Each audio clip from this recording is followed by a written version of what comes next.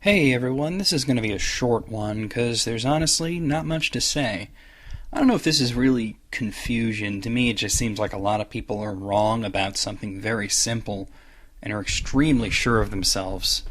So much so that they never bother to do any research into the subject. Well, the subject in this case is the merger of two powerhouses of game development. The Square Company, more commonly known as Squaresoft, and the Enix Corporation, and to the entity known as Square Enix. A while back, I did a documentary series known as The History of Final Fantasy, which was very well received, but in the very first episode, I got some strange comments about the merger between Enix and Square that happened in 2003. More than one YouTube user has attempted to correct me, stating that Enix did not in fact purchase Square, but Square purchased Enix.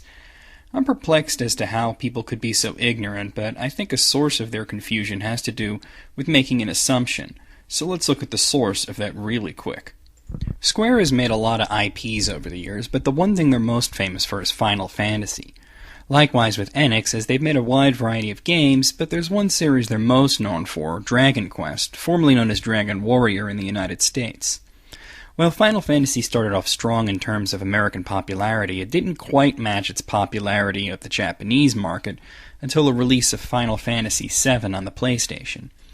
This series up until then has seen spotty releases in America, with the second, third, and fifth games never making it here, though it wasn't due to lack of popularity, but rather issues with the localizations.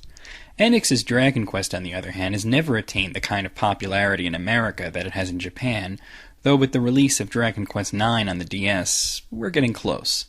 Like Final Fantasy, it started off strong, with the original Dragon Warrior on the NES being one of the highest-selling games on the system, though an examination of those sales shows that a lot of this had to do with Nintendo giving away free copies of the game with subscriptions to Nintendo Power.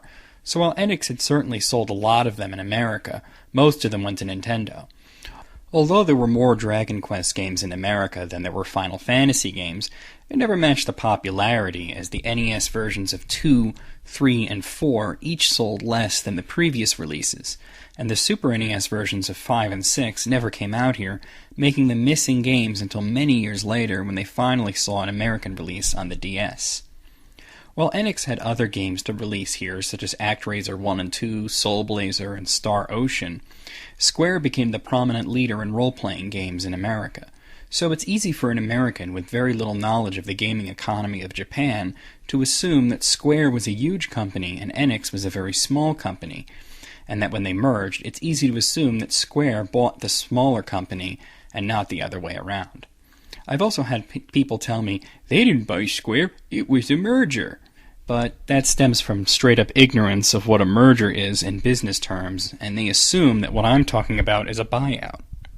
In a buyout, one company buys the other and usually lays off the employees of the bought company and replaces it with their own, essentially adding a smaller company to their own while still using the name and branding.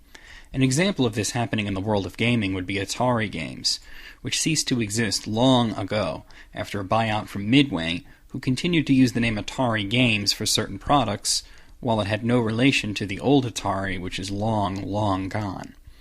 However, in a merger, while one company buys the other, they become one company. But there's a lot more equality in how it happens. There's usually less layoffs, or perhaps none, and the heads of the smaller company usually get high-ranking management positions in the new company. Instead of adding a company's name and branding, two companies cease to exist, and the people that made up both form a new company. This is what happened with Square and Enix. Square Enix is the result of the merger. However, in mergers, it is rarely 50-50, as one company is usually making more money than the other, and to protect their assets essentially purchases the second company. It may come as a surprise to a lot of American RPG fans, but in 2003, Square wasn't doing so hot. Despite having a lot of top-selling games, they were facing the pressure of many other competing companies popping up and offering similar products, but with significantly lower development costs. Enix, while being low-key in terms of how many IPs they push out and being relatively unknown in the American market, had one thing going for them that almost no other gaming company of comparable longevity can brag.